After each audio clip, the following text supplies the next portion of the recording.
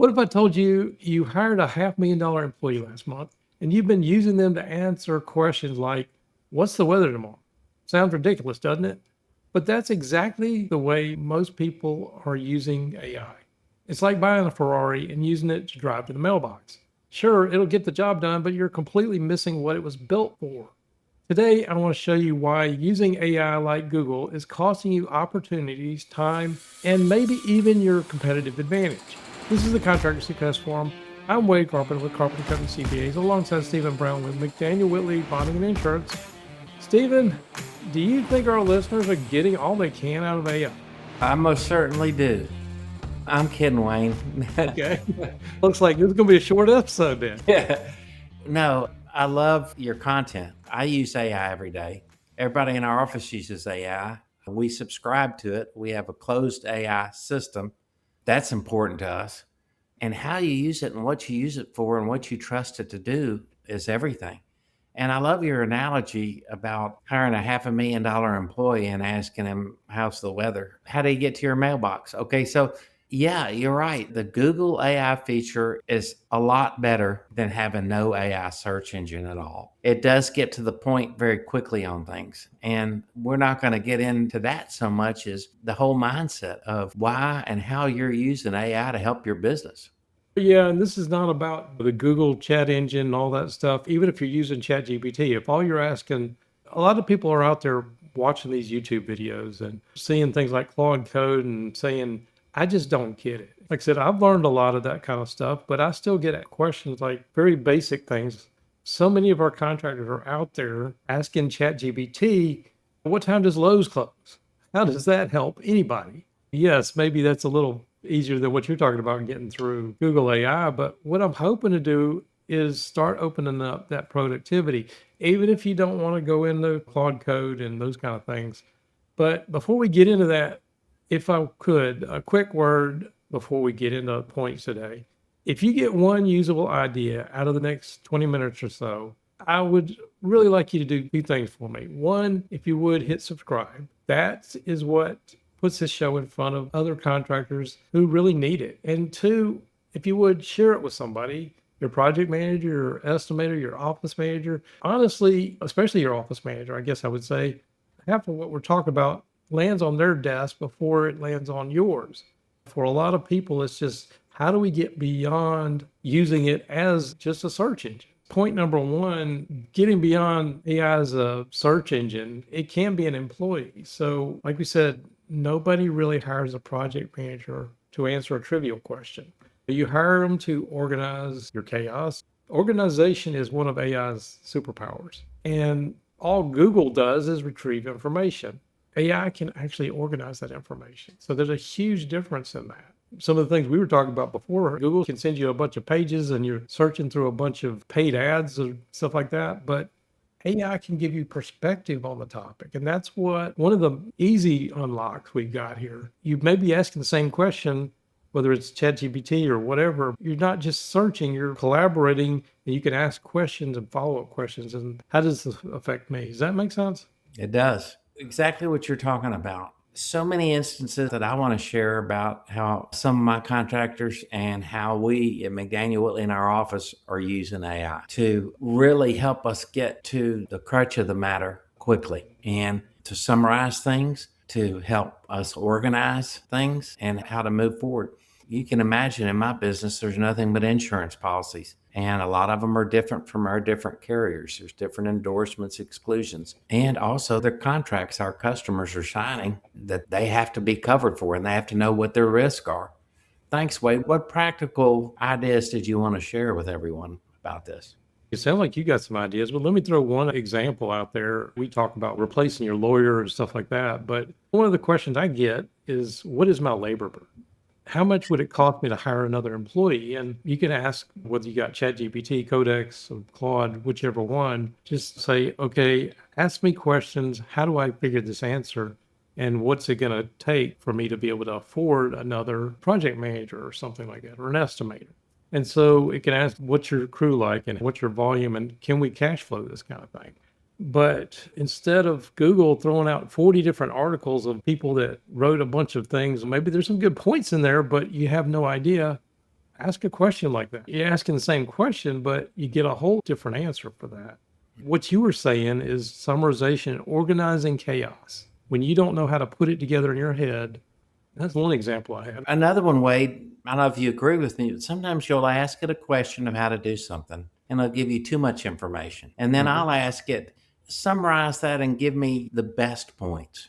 You'll read a whole section and something will make sense or really hit home to you, and you want to dial in on it further. And then you can ask it to help you do that for you. I guess the whole conception of having it design a web page for you, having it design functioning software for you to get certain projects done. This part of a tool is just boggling most people's brains.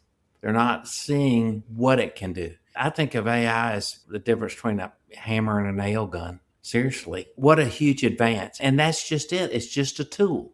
It's a computerized tool, but it's a tool.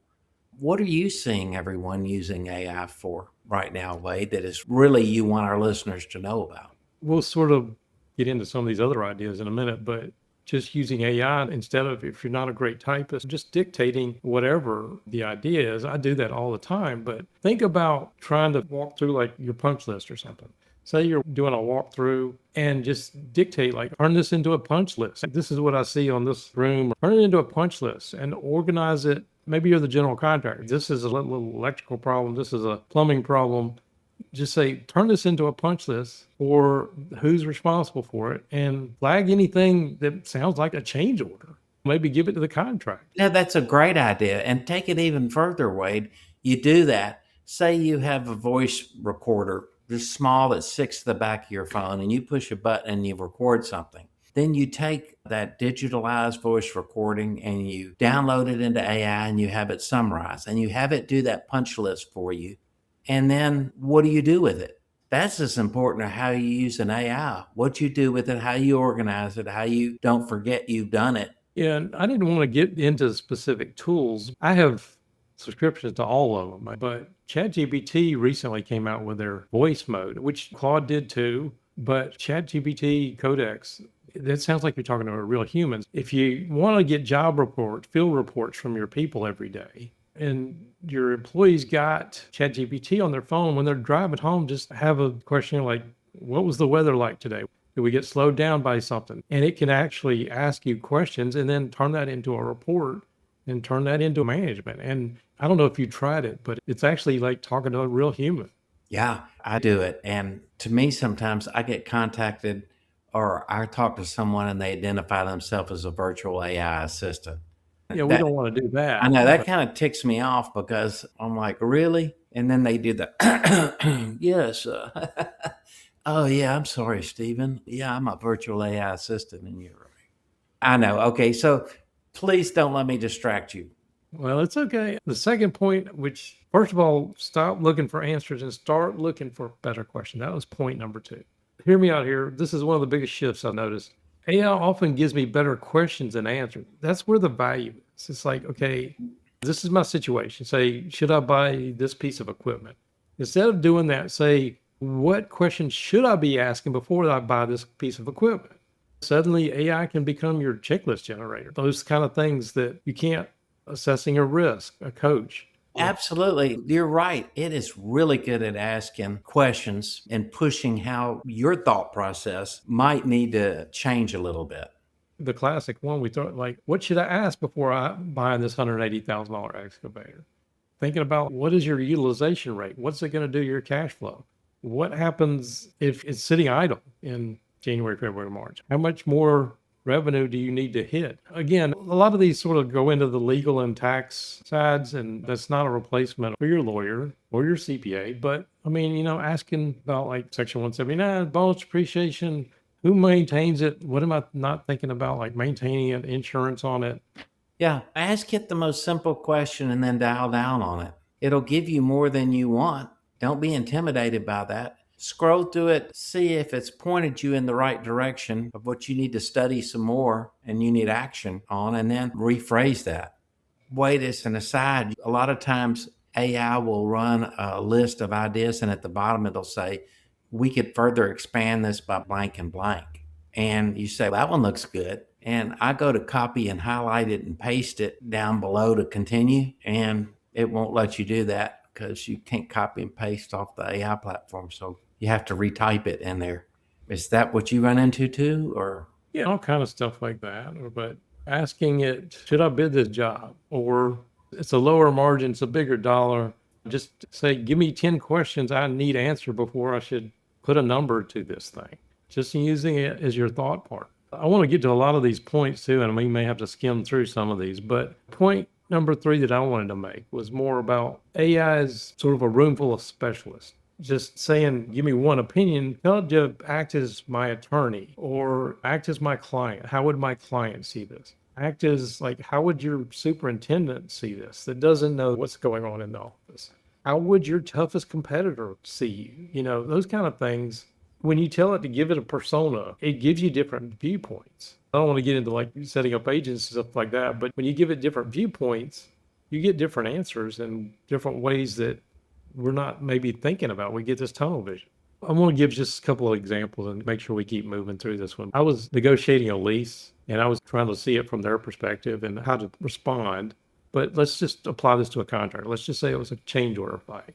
And we've gone through back and forth and everybody, okay, you're the project manager for the GC. How do they think about it? How does the owner think about it? You're my attorney. How would they think about it? Acting as your CFO, how do we frame this? Like, okay, this was not in the scope.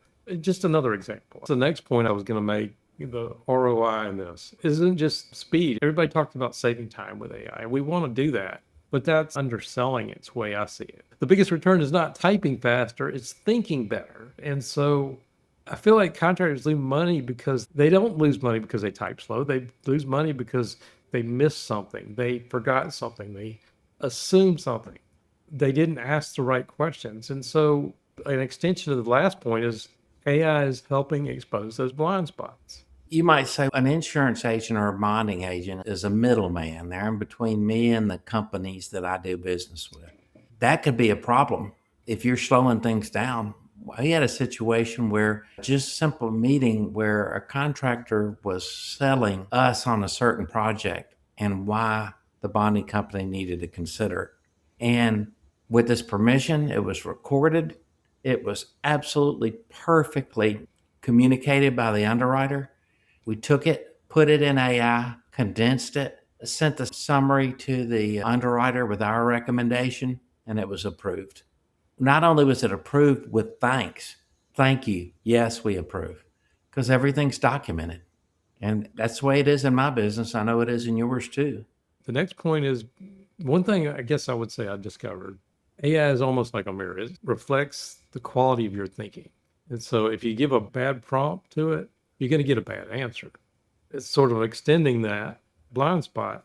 If you give it great context, you feed it all this information. You were just talking about recording the conversation, turning it into speech, using something like Otter AI or all these speech to text things. It's easy to do now, but if you got all that context, you can turn it into an incredibly talented intern, I guess I would say. If you give it vague instructions, you're going to get a bad answer. Just think about the scope of it and are you asking the right questions? Maybe that's a question you should be asking AI. If you were my consultant, what questions should I be asking?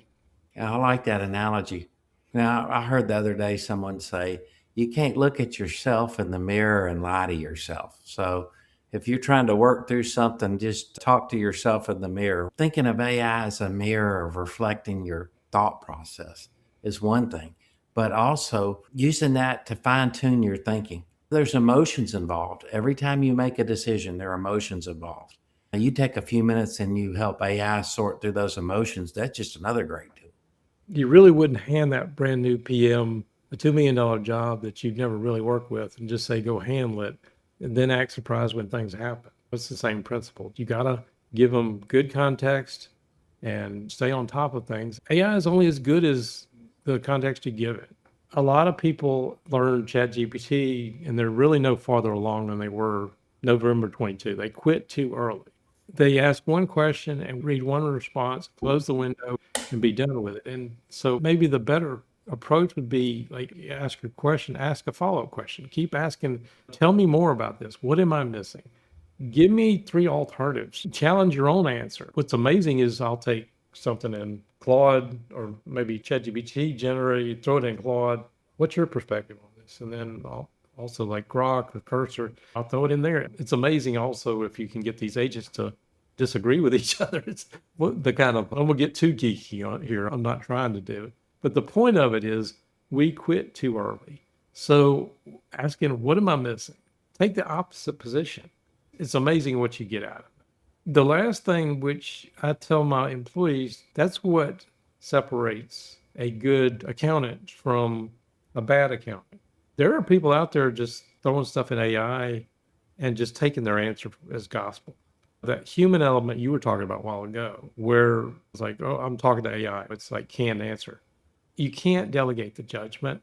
That's the biggest part. Again, replacing your attorney, it can go a long way for maybe starting some of the questions, but this is where people, they rely too much on it. You can't just blindly take your AI and make your decision based on what AI tells you either. A lot of times we were talking about the context, they don't have that. If you just blindly say, this is the answer, it's like, okay, this is what the project manager should have told me, or my accountant or my attorney. They all should have input, but you as the owner, if you're the owner listening to this, you own that decision and you got to make it for yourself. And so don't just rely on whether it's a human or AI. Yeah, no, you're exactly right. You should use AI to fine tune your thought process of what you want to talk to your attorney about. Absolutely. I'm just using the attorney for an example. You can't get rid of a seasoned construction attorney with their knowledge, their experience, their local knowledge, their intuition, but it can help you define the things that you need to be concerned about. And of course, your attorney is doing it as well. I looked at my glove box the other day and I pulled out an old map. It's like, oh, you remember those things, and like I said, I think about GPS out there. Now we rely on that, but just like AI, your GPS can suggest a route, but it doesn't know that there's a tree in the road. Maybe now it can, but like the traffic, there's a wreck or something like that, or the road washed out, something like that. I don't know. The driver needs to look through the windshield, and AI is just sort of like giving you routes. But if you only pay attention to that one route, that's the point. So don't delegate the judgment.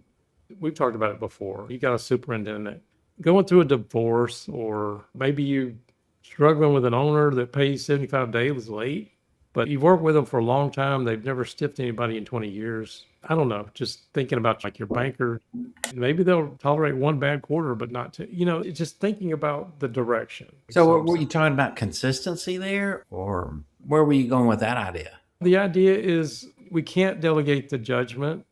Don't delegate the judgment to AI is what I'm saying. Make your own decisions. That's the point. If you just go down a road that flooded last night, it may spit out an answer effortlessly, but it may not give you the right idea with all the context. That makes sense? It's funny. I was telling you just the other day about my Tesla running me right to a flooded road, and I thought it'd sweep me down into the river. The water was up halfway over my windshield, and it just trudged right through, but it was following its directions. Well, that's a excellent point. There you go. Yeah, I remember you telling me that. But like I said, I don't know if you have any takeaways from this, but the way I see this, the winners are not going to be the ones with the newest tools. They're the ones that are going to get better at using them. And so if you just using it as a search engine, get a kid to show. It's amazing, like what somebody that just spend an afternoon with some people. I've done that. People don't understand is spend a couple of hours with people and then just unlock. Yeah. Your comment about get a kid to help you sort through it is hilarious, because that's exactly what I do. And we do at McDaniel Whitley. Our kids come in and go, "Really? You doing it that way?" And we're like, "Yeah. Let me show you something." And they know a lot. They certainly know a lot about that particular technology and what it's doing for them. But the things they don't know at their age are incredible as well. So I think that's a great way to tie this all together. I know a lot of our listeners, they have a lot of questions. I've actually been asked to teach more of this stuff in AI by some people, and we need to relate it to the contractors. I could get out here and teach Claude code and stuff like that all day, but how does this relate to you? And that's what I was hoping to accomplish with this. So if it at least got you thinking a little different ways, then hopefully the time you spent with us was well worth it. We appreciate you being here. We do this every single week. And if you haven't already, please share, subscribe. If you got some comments about the ideas or whatever, put them in the comments below. We always appreciate it. If you got questions, glad to answer them if we can. Thank you for being here. We do this every single week, and we will see you on the next show.